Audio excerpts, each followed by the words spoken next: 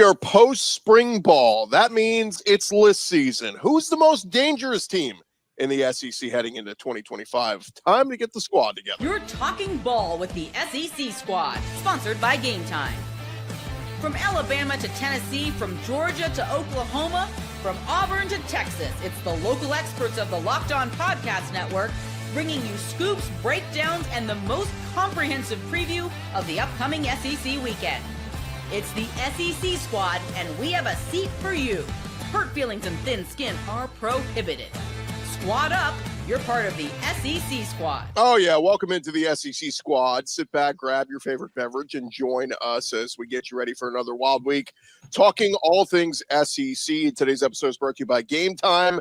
Download the Game Time app, create an account, use our code LOCKEDONCollege, get $20 off your first purchase. Let's welcome in our squad for this week. We've got John Miller, host of Locked On Mizzou, John Williams, host of Locked On Sooners, Corey Burton, host of Locked On Vandy. I'm Chris Gordy, host of Locked On SEC. We'll see if there are any other our brethren want to jump in as we get this show on the road this week. But guys, we just closed the books on spring ball, and we are now officially into what I like to call list season. This used to be magazine season. It was when, all the big preview guides would start coming out. We start really getting focused and attention, turned to the next football season. But list season, we're starting to see all of people listing. Here's the best teams in the college football. Here's the best teams in the SEC.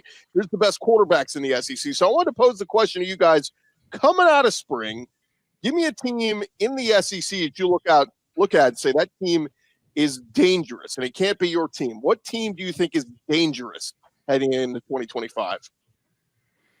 I think Tennessee is starting to fly under the radar a little bit simply because of the whole Nico Iamaleava thing. I think they're always a dangerous team. Any Josh Heupel team is dangerous. They were just in the playoff last year. I know they got humiliated by Ohio State. I think some of that is lowering their expectations almost to an unfair point.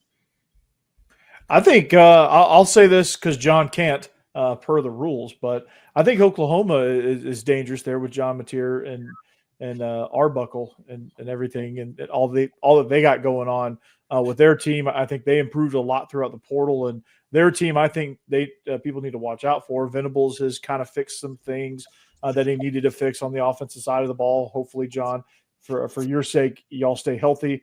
Vandy doesn't play y'all, so I don't care what you do. So, but I think you guys are dangerous. And then, Chris, since you can't talk about LSU, they're potentially dangerous too. They've got a lot of talent, and I'm really excited to see what Barryon Brown can do. He's a Nashville product, so we'll partial to that one.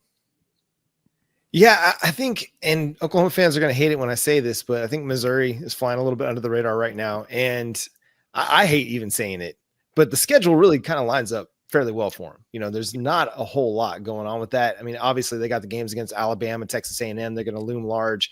You got South Carolina as well, but the rest of it's pretty manageable for them. And then you got that game at Oklahoma, the second to last weekend of the season. But if they can steal a couple games in there, they might be flirting with a 10-win season once again. The other one is Auburn. Again, Oklahoma fans are going to hate it if I say it, because if Jackson Arnold is able to get the monkey off of his back from the 2024 season, Auburn's got the weapons, man, to make him a prolific quarterback in the SEC.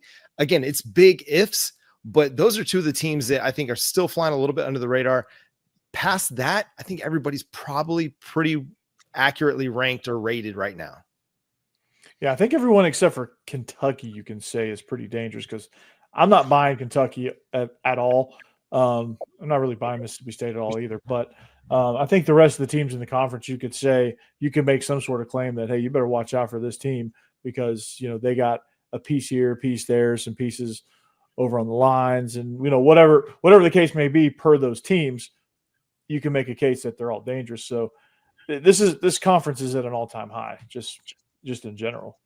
So Williams, Jackson Arnold, you're really a believer, huh? That's ironic. I love the irony. Give it to me. Jackson Arnold ship. I know I've been one of those guys that have been driving the hype train even back to last offseason. I still think the talent is immense. I think what happened in 2024, offensive line, so many injuries that you're down to your 3 deep. Wide receiver issues, so many injuries that you're down to your 3 deep. That's not an adequate place to be if you're trying to develop a quarterback. You have an offensive coordinator change midseason. None of it went well for the kid, but there's the talent. The talent is there. To me, now it's about the mental aspect. Can he bounce back mentally from what was a really, really rough season? And it's just moments too, where, okay, you get the ball first and goal at the 5-yard line against Tennessee early in the season. What do you do the very next play? You fumble the ball. Okay. It's 23-23 in the final couple minutes against Missouri. And what do? You fumble the ball. Mizzou picks it up, runs it the other way. So it's those kind of things where if he can correct those and he gets a little bit of help from people around him, then I think he has the chance to be pretty good. But it's just a matter, I think, of the mental game. I still think he's got the tools to be a dynamic player. Yeah, I wanted to bring this up real quick, and well, I'll bring it up here in a second. But guys, the rankings coming out for some of the different publications and putting where they think teams stand right now, and it's what's interesting is seeing the teams that are catching a lot of love, and I've seen some people are really getting optimistic on Alabama, and I'm just curious where you guys stand on them, because obviously Kalen DeBoer, 9-4, not the bar. They expect to make the playoff every year in the Saban era. And so a lot of people are buying into it, obviously with the hiring of Ryan Grubb as offensive coordinator. But where are you guys in Alabama? Are you saying this is a playoff team this year in terms of the Tide? I don't know. Kind of, I think they can be. I think if Kalen DeBoer finds his guy in Ty Simpson and he proves to be that distributor kind of quarterback that they need with Ryan Grubb calling the plays, I think they can be. Will they? It remains to be seen. They're going to have to kind of prove it for me, but I think they're in a better position now than they were prior to Ryan Grubb being hired and with Jalen Milroe as quarterback. Yeah, I just need to see it. Like, I think obviously it's Alabama. There's going to be talent. It's going to be a good team. I think Kalen DeBoer is a great coach. Ryan Grubb has been one of the hottest offensive coordinator names in college football for 3-4 years. Now you just have to go prove it. You had an established team, an experienced team last year, and you fell flat in some games. Can you rise to the occasion with some inexperience, especially at quarterback? That's going to be the question. I think they've got some talent. It's a matter of, can that inexperience be not so much covered up? Can it be built up to where they're not falling flat in big time games? I tend to think they're going to go young at quarterback this season too. And I tend to be fairly bullish on Alabama. I certainly don't want to be dismissive of that program, but really, especially Kalen DeBoer. I think he proved what an excellent coach he is at Washington already. Alabama is obviously a different animal, but I do think it's a pretty amazing what pressure he seems to be under in year two. But yeah, I can't be dismissive of Alabama. At the same time, I do think they're sort of maybe in the pile with Tennessee and Ole Miss a little bit, maybe Texas A&M and Missouri, that kind of deal. Teams that have some question marks at quarterback, but otherwise have pretty impressive rosters. How do we feel about Texas A&M? Good team, but tell me, can Marcel Reed become a passer? Yeah, I agree. I feel like every week I gave up on Marcel Reed. He would have a good game, and then I'd start to buy in, and then he would prove the previous opinion right. So I need to see some consistency from him before I totally buy into Texas A&M this year.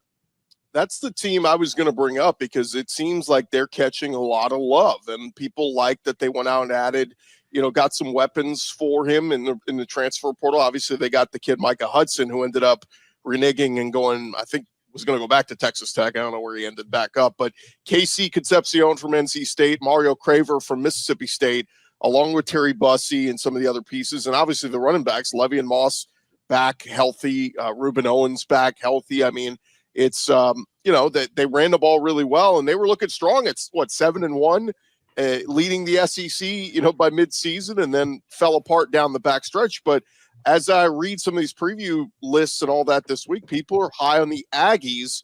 I just wonder, guys, there's a reason why they call them Texas 8-4. I mean, it feels like they're stuck in that rut that they can never get over the hump. What say you? Yeah, and to me, you're going to have a good defense with Mike Elko. I think you're going to be good in the trenches. You're going to have a good run game. Mm-hmm. But can you win a 34-31 game? Is Marcel Reed going to be able to throw well enough? Is he going to make that developmental jump to become a better passer to win some of those football games for him? You're not going to be able to grind out every game just with a ground game. You can win some games like that, but you're going to be in some big time matchups where you're going to have to throw the ball and you're going to have to rely on Marcel Reed to pick up a big time 3rd and 9, 3rd and 12 to keep a drive going to go get a game winning score. Can he do that? That's my question with him. And I think he can. It's just developmental. You just got to keep developing, keep growing as a player and as a passer. He's got all the other tools, man. The dude is lights out as a runner.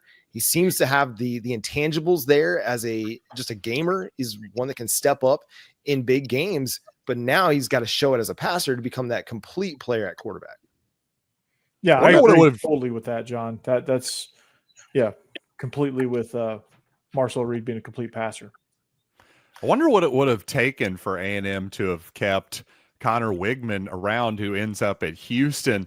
Obviously a really highly touted player coming out of high school, had his moments last season. Heck, he started against Missouri, and you guys mentioned they were 7-1. I think that was probably their high point of the season there, coming off a big win against my Tigers.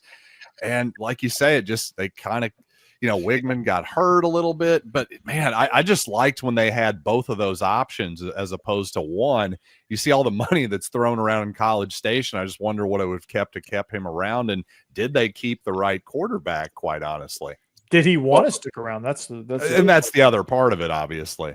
And that comes back to my point of, did they pick the right quarterback? I honestly don't know. I don't want to be dismissive of Reed, because there have been times where he's been surprisingly good. So I don't want to just completely dismiss his abilities.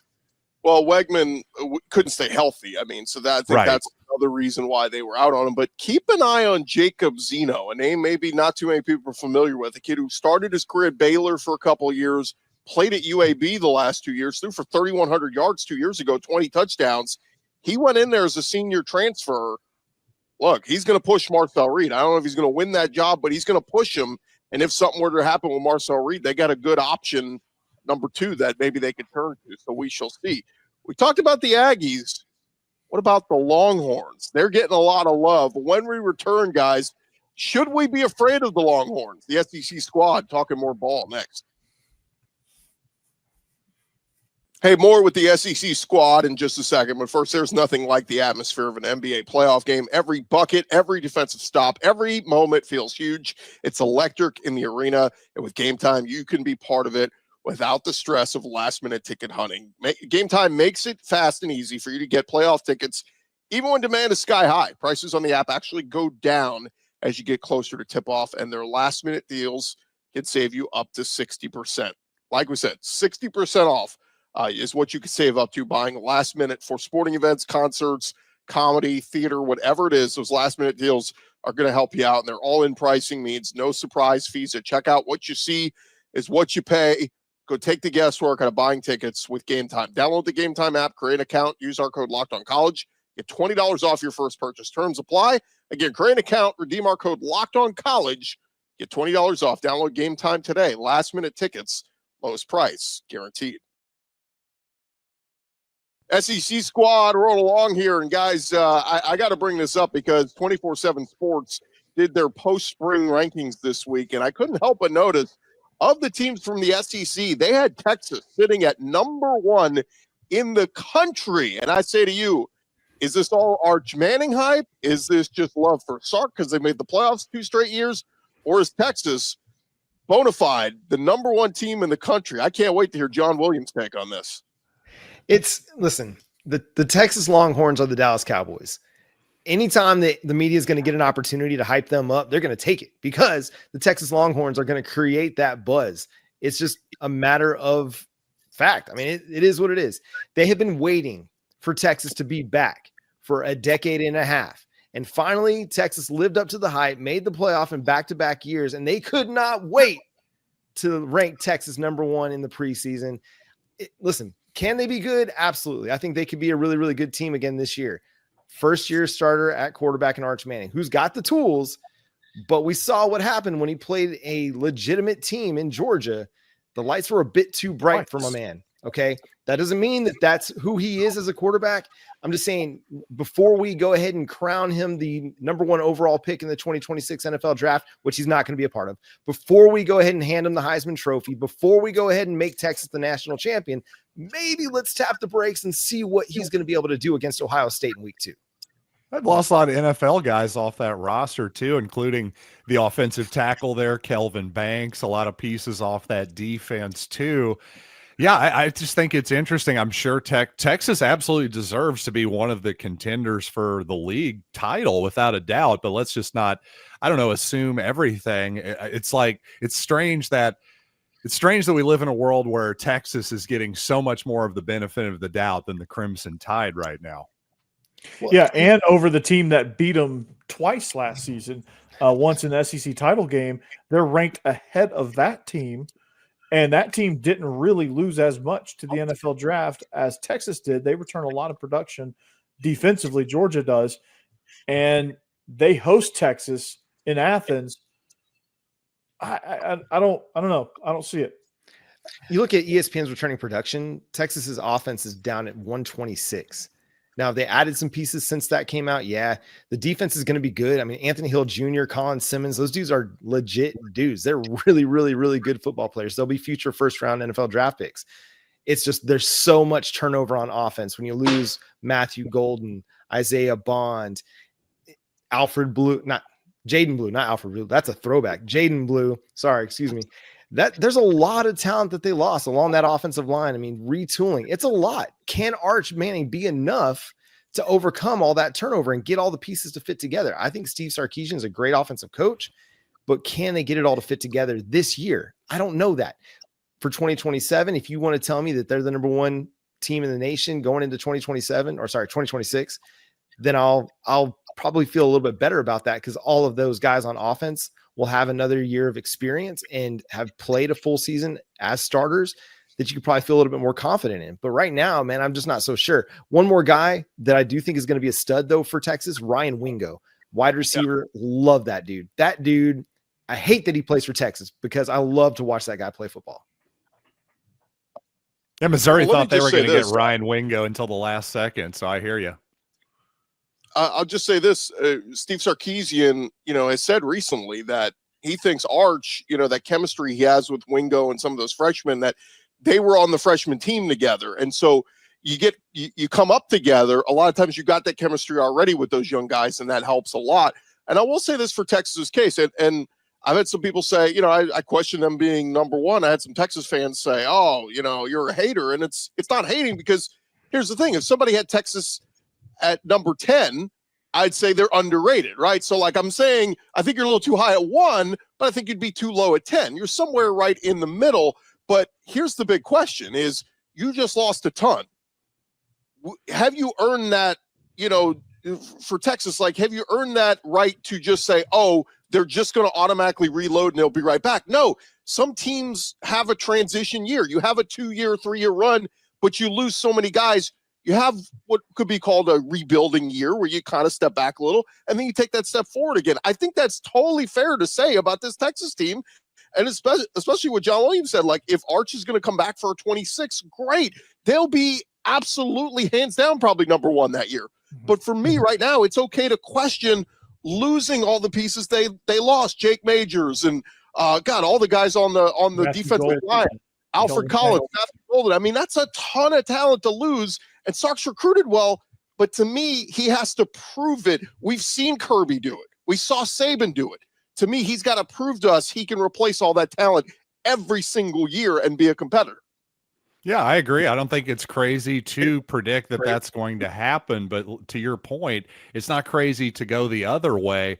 And especially to the more optimistic side. Well, if you look at Ohio State, who's the favorite right now, they have to replace a quarterback. Georgia, they have quarterback questions. They're, I think, fourth. Yeah, they're fourth in the odds. Penn State obviously has Drew Aller coming back. But, there's a lot of teams that have quarterback questions, but yeah, I think Gordy's 100% right. It's okay to say, hey, Sarkisian, let's see it. Those other guys have done it before. Well, and you mentioned Ohio State. Like, that's the other team that seems similar to me, because not only did they lose their quarterback, but they lost a lot of talent around the quarterback too. Emeka Egbuka, those two defensive ends that were just wreaking havoc in the college football playoff, like a lot of talent.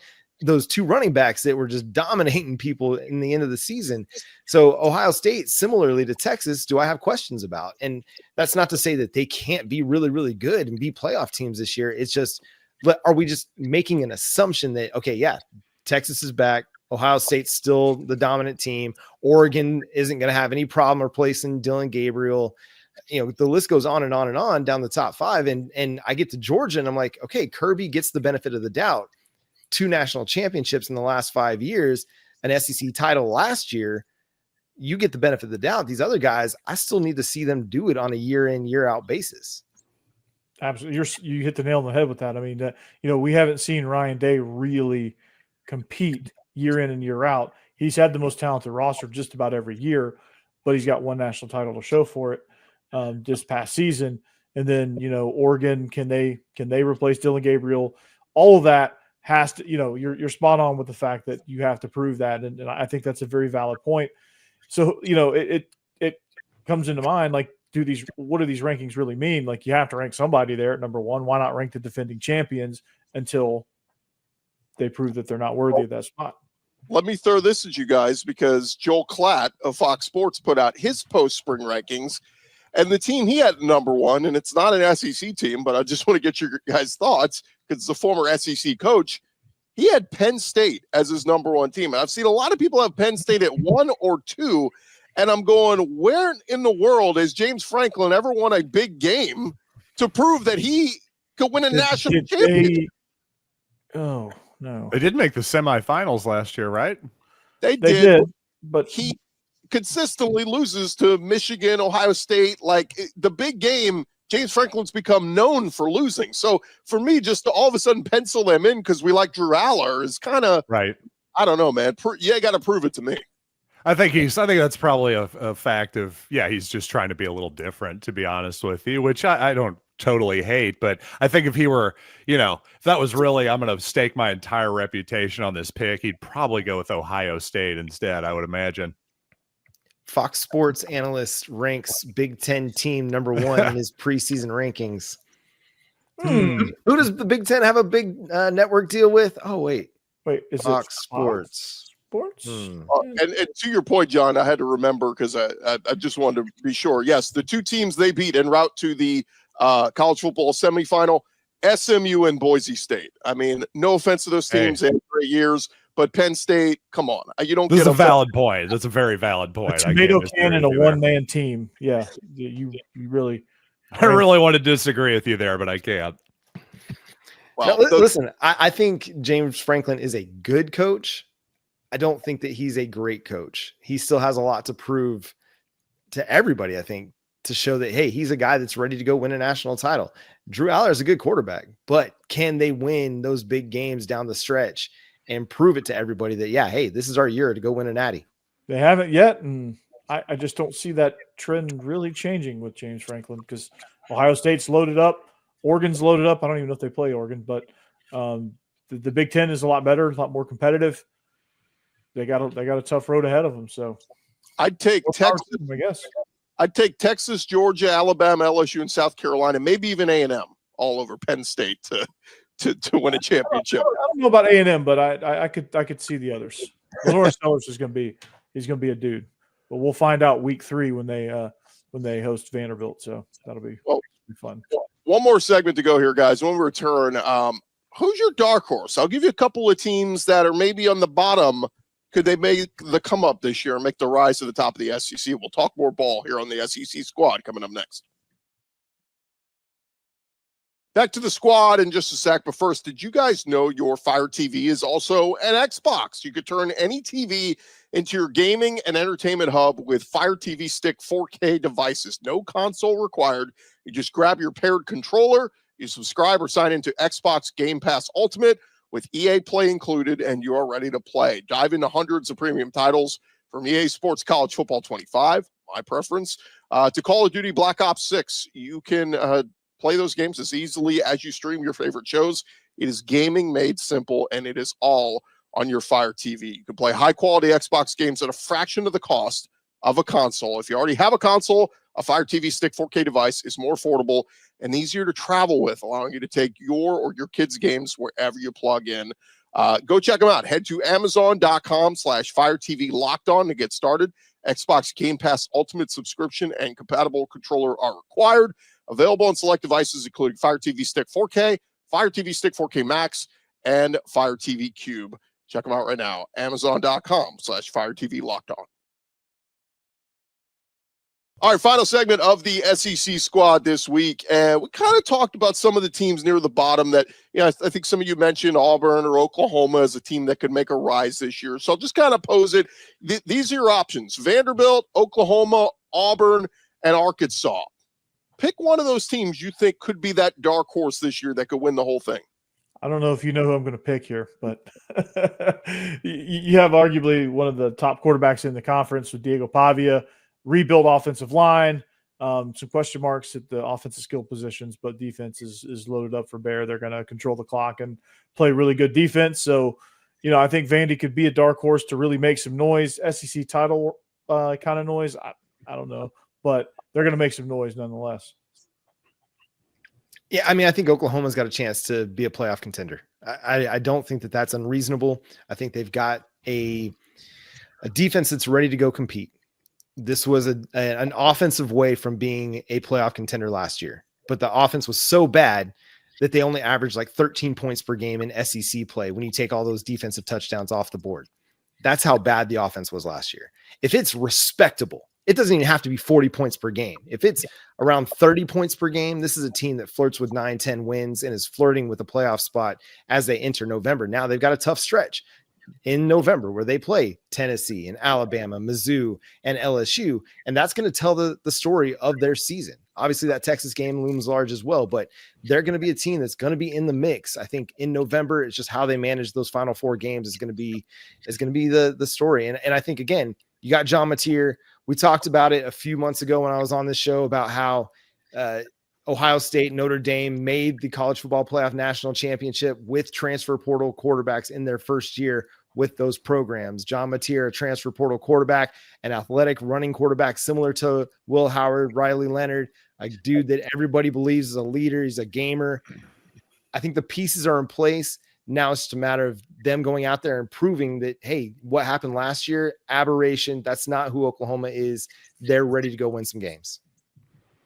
I think the smart money is on the Oklahoma Sooners as well, especially from the teams you listed. But since Williams did a better job than I can of telling you the Sooners' tale there, I'm going to actually go off the board. Give me the Kentucky Wildcats. I was actually surprised that Corey was so dismissive of Kentucky. I get it. They're not the sexy team right now, but Mark Stoops knows how to coach football. There may be a ceiling to what he does, but I think there's a pretty high floor to what he does as well, to the point where you're not going to go into the basement. And based on all the rankings I'm looking at, Kentucky's got a pretty good transfer portal class here. They beat Ole Miss last year and probably, I'd say definitely cost them a shot at the college football playoff. So I just can't be quite as dismissive of Kentucky. Maybe Corey knows something that I don't know, to be fair. I just feel like Mark Stoops has one foot out the door. I mean, he flirted with Texas A&M last year. I think that did a number on his reputation there. I just think maybe his message is getting a little stale. I don't feel like that team is very inspired to play hard for him. And then Zach Calzada just doesn't do it for me. But we assume he's going to win that job. Cutter Boley was their freshman recruit last year, played a little bit on the back end of last year. But that's Kentucky's like the ultimate wild card. Like they went in the portal, and either this thing could be an abject disaster, or they could be pretty damn competitive. Dante Dowdle, who was the running back in Nebraska, is decent. Calzada has played a lot of football if he ends up being the starter. They get Kendrick Law from Alabama. I think they got J.J. Hester from Oklahoma. I mean, it's Jamori Macklin. I mean, it's like this hodgepodge of like, pick a card, any card, and that's how they put this roster together. It may be a disaster, but it also could work. They have a saying for this. I can't say the second half of it. It's either going to be chicken salad or the rest. So chicken scratch. There you go. There you go. So John, your point on John Mateer, I think there's a little bit of difference there with him being a transfer portal quarterback. It's not your average transfer portal quarterback situation because Arbuckle is coming with him. And I think there's something to be had with that system. I think it's why Diego Pavia hit so well in Nashville at Vandy, because he had Jerry Kill and Tim Beck, the combination coming with him. So he was an expert on the system. He could elevate everybody around him. I think Mateer is going to do something similar in Oklahoma, which is why I think it's going to be different than your average, this is your first year transfer quarterback situation. Yeah, we totally agree. I think everybody's excited because part of the reason we have high expectations for what this offense can do is because you have two voices that are able to get this offense humming. You've got Ben Arbuckle, the offensive coordinator. You've got John Mateer, the quarterback that can help off the field, get everybody on the same page. And they've brought in John Mateer's quarterback coach from Washington State as well. He was an analyst up there. He's going to be an analyst with Oklahoma. John Kuzieski, a dude that was part of the development of John Mateer, as well as Cam Ward. So a guy that, I mean, these guys know offensive football. And again, they just got to be respectable. Brent Venables is going to put a good defense on the field, and he's going to be one of the better defensive play callers in college football again this year. It's just got to get a respectable offense. You cannot have the abject failure that was Oklahoma's offense last year repeat itself, but it's not going to. It's going to be much better than what it was. Yeah, Well, let me dumpster fire. Let me give you guys my dark horse from that list. I'm going to go with Arkansas just because. Taylor Green. What are they going to be? Yeah, Taylor Green comes back as one of the more experienced quarterbacks in the SEC. He was really good last year. How about a wild card? That's another one. I worry about what they lost, right? They lost like multiple guys to Ole Miss. Their tight end, Luke Hass, and Patrick Kudus on the O-line. Isaiah Satania, where's he at? Oklahoma. Yeah, I mean, they lost a lot, but you still got Bobby Petrino, who knows how to call plays. I mean, so at the end of the day, a lot of people are saying Sam Pittman, he's probably going to be the first coach to go. He's on the hot seat, all this.